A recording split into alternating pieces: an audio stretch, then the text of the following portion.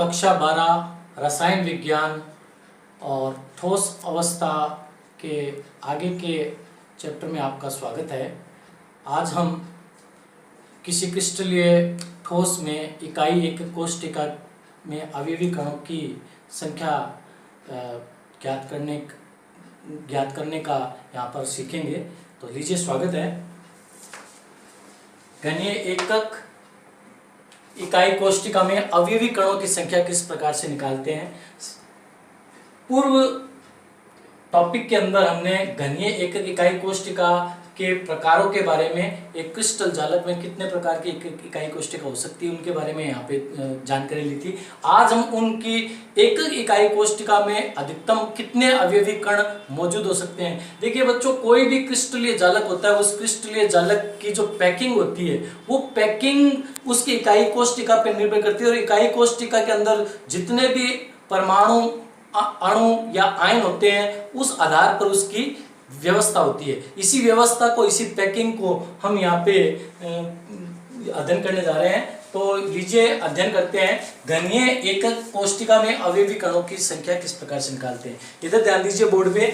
घनीय एकक इकाई कोष्ठिका में जो संरचना होती है वो इस प्रकार से होती है, जिसके प्रत्येक कणों पर एक एक अवयवी कण मौजूद होते हैं। इसके ठीक पास में सटा के बहुत सारी एकक इकाई कोष्ठिकाएं उन कणों को आपस में घेरे रहती है। तो हमारा मूल जो सिद्धांत है यहाँ सिखाने का आपको, कि ये जो एकक इकाई कोष्ठिका है, इस एकक इकाई कोष्ठिका को अन्य कितनी घनीय एकक इकाई कोष्ठिकाएं घेरे रहती है। तो जितनी घनीय एकक इकाई कोष्ठिका घेरेगी तो उसका कितना पार्ट आपस में, यानी कितना भाग आपस में साजित होगा, उस साजित भाग की यहाँ पर कैलकुलेशन निकालेंगे। इस भाग को समझने के लिए, अर्थात अगर कोई एक अवयवी कण ये ले लीजिए या ये ले लीजिए, कोई भी एक अवयवी कण को आप टारगेट करके उसके कितना भाग है वो किसी एक इकाई कोष्ठिका में घेरा जाता है। तो उसको समझने के लिए एक बड़ा यहाँ पर आपको घन दिखाई दे रहा है। इस घन के अंदर कोई बहुत सारे घन हैं, वो आपस में इसको घेरे रहते हैं।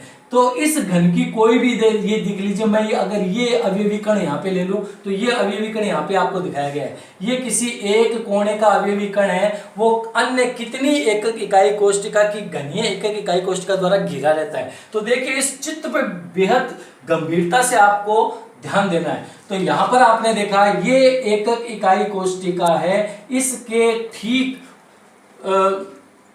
आजू बाजू में कितने घन है वो इसको घेरे रहते हैं। तो चित्र देखेंगे, यहाँ पर ये अवयवी कण है, इसके ठीक पास वाला कोई घन है, एक एक इकाई कोष्ठिका है, वो इसको आपस में घेरता है। तो अगर हम इसकी कैलकुलेशन निकालें तो दो आगे की तरफ, दो पीछे घन है और दो ऊपर की तरफ है। तो इस प्रकार से टोटल यहाँ पर आप देखेंगे 8 घन है, 8 घन है, इसको आपस में घेरे रहते हैं। तो 8 घन में अगर कोई भी एक अवयवी कण है तो उसका 1/8 भाग उसमें साझा करेगा।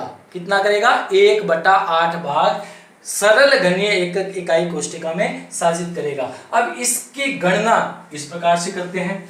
तो सरल घनीय एकक इकाई कोष्ठिका में कोने का प्रत्येक परमाणु 8 पास वाली एकक कोष्ठिका के मध्य सहभाजित होता है। वास्तव में एक परमाणु का 1/8वां भाग विशिष्ट एकक इकाई कोष्ठिका से संबंधित होता है। तो हमने यहाँ पर आपको एक्सप्लेन कर दिया कि इसका 1/8 भाग काम में लिया जाता है। तो यहाँ पर 8 अवयवी कण हैं, तो 8 अवयवी कण होने के कारण से ये जो टोटल अवयवी कणों की संख्या है वो कितनी मानी जाएगी?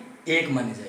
अतः एकक इकाई कोष्ठिका में घनीय, सरल घनीय एकक कोष्ठिका में अवयवी कणों की संख्या 1 होती है। अब आ जाइए काय केंद्रित घनीय इकाई कोष्ठिका। काय केंद्रित घनीय इकाई कोष्ठिका में चित्र पे ध्यान दीजिए। आपको पहले भी मैंने बताया था, इसके कोणों पे, प्रत्येक कोणों पर एक एक अवयवी कण मौजूद होता है। लेकिन अगर हम काय की बात करें तो इसके ठीक मध्य में भी एक कण मौजूद होगा, और ठीक मध्य में अगर एक कण मौजूद होगा तो इसके कुल अवयवी कणों की, यानी घनीय इकाई में कुल अवयवी कणों की संख्या किस प्रकार से निकालेंगे। देखिए, 8 कोने के परमाणु के हिसाब से 8 × 1/8, 8 × 1/8 = 1। तो यानी 8 × 1/8 = 1। यानी 8 कोणों के हिसाब से इसकी इकाई कोष्ठिका की जो अवयवी कणों की संख्या 1 आती है इस आधार पे। अगर सरल हुआ तो। लेकिन काय केंद्रित हुआ तो इसके ठीक मध्य में भी एक अवयवी कण मौजूद होता है, और ठीक मध्य में एक अवयवी कण मौजूद होगा तो घन के केंद्र में एक परमाणु की संख्या है वो 1 होगी। तो कुल परमाणुओं की संख्या कितनी हो गई यहाँ पे? 2 हो गई। ये जो संख्या 1 आई, ये तो प्रत्येक कोणों के 1/8 भाग के सहभाजित होने के कारण से इसकी कुल संख्या 1 बनी। बाकी जो केंद्र में है उसकी संख्या 1 बनी, दोनों का अगर जोड़ देते हैं तो 2 हो जाती है। तो काय केंद्रित घनीय एकक इकाई कोष्टिका में कुल अवयवी कणों की संख्या 2 होती है। अब आ जाइए फलक केंद्रित घनीय एकक कोष्टिका। फलक केंद्रित घनीय एकक कोष्टिका नाम से ही पता चलता है, नाम के अंदर जो फलक केंद्रित है उसमें प्रत्येक फलक पर एक एक अवयवी कण मौजूद होंगे और उसके कोणों पे अवयवी कण मौजूद होंगे। लेकिन फलक में इसका भाग कितना कम मिलेगा? देखिए ये कोई घनीय इकाई है तो इसके ठीक पास में कोई अगर अन्य घनीय एकक इकाई है तो उसके ठीक बीचों बीच ये जो फलक है उसका आधा भाग इस घन के हिस्से में आएगा और आधा भाग इस घन के हिस्से में आएगा। तो आधे आधे भाग अगर हिस्से में आते हैं तो इसके अवयवी कणों की सहभाजिता है यहाँ पे वो आधी मानी जाएगी 1/2। तो यहाँ पर हम इसकी कैलकुलेशन करते हैं क्योंकि कुल फलकों की संख्या 6 है और 8 कोने के परमाणु के हिसाब से इसके अवयवी कणों की संख्या 1 मानी जाएगी। 6 फलक और हैं उनमें भी केंद्रित भाग में परमाणु है तो प्रत्येक का जो सहभाजिता है वो 1/2 मानी जाएगी। क्योंकि कुल फलक हमने 6 लिए हैं तो इसको अपन 6 × 1/2 से मल्टीप्लाई करेंगे तो इसकी संख्या आ जाती है 3। कुल संख्या 3 और 1 कितनी होगी? यहाँ पे 4 हो गई। फिर आता है अंत्य केंद्रित। अंत्य केंद्रित में आपको मैंने बताया था कोई भी 2 फलक हैं उनके ठीक मध्य में अवयवी कण मौजूद हो और उसके आजू बाजू है वो घनीय एकक इकाई कोष्टिका द्वारा घिरी रहे हो और प्रत्येक कोणों पर एक एक अवयवी कण मौजूद हो। तो इस प्रकार से इनकी कुल अवयवी कणों की संख्या, कोणों के संख्या आ जाएगी 1 और फलक के केंद्र पर जो हमने फलक, क्योंकि अंत्य केंद्रित में केवल 2 ही फलक के काम में लेते हैं तो इसके जो अवयवी कण है वो 2 होंगे। तो इस हिसाब से 1/2 × 2 करेंगे तो इसकी संख्या क्या आ जाएगी? 1 आ जाएगी। कुल संख्या हो गई बच्चों यहाँ पे 2। क्योंकि केंद्र में किसी प्रकार का कोई परमाणु नहीं है तो इसकी संख्या रहेगी 0। तो ये था हमारा घनीय एकक इकाई कोष्टिका में अवयवी कणों की संख्या। आ जाइए अब बात करते हैं ठोसों में निबिड़ संकुल क्या होता है। ठोसों में निबिड़ संकुल का जो प्रकरण है उसके अंदर किसी भी क्रिस्टलीय जालक में अवयवी कणों की व्यवस्था किस प्रकार से रह सकती है? या तो वो एकविमीय होगी या वो द्विविमीय होगी या फिर वो त्रिविमीय होगी। तो आज हम केवल 2 प्रकारों के बारे में पढ़ेंगे, एकविमीय और द्विविमीय।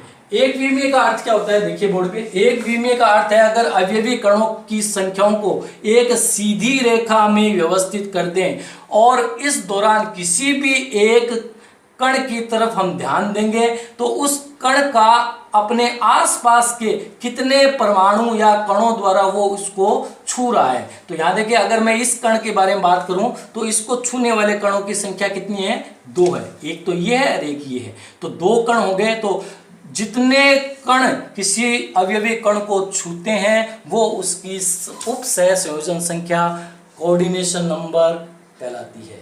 फिर आ जाइए अवयवी कणों में दूसरा जो प्रकार आता है उसको अपन त्रिविमीय जालक कहते हैं। इसको एक विमीय वाला है, इसको त्रिविमीय। त्रिविमीय क्यों कहेंगे? क्योंकि इसमें जो अवयवी कण है उनकी पंक्तियां 2 प्रकार से व्यवस्थित हो सकती है। एक तो हो सकती है वो क्षैतिज और एक हो सकती है ऊर्ध्वाधर। एक क्षैतिज है, एक ऊर्ध्वाधर है। तो इस प्रकार से इनके कणों की व्यवस्था है। उसमें आप देखेंगे कि कोई भी कण है वो 4 अन्य कणों द्वारा एक दूसरे को छुएंगे। मान लीजिए मैं इस पर डॉट कर दूं तो 1, 2, 3 और 4, अगर ये 4 कण इसको छू रहे हैं और इनके बिंदुओं को अगर आप आपस में मिलाएंगे तो ये एक सिंपल वर्ग बन जाएगा। तो इसको अपन बोल देंगे त्रिविमीय जालक में वर्गाकार निबिड़ संकुलन।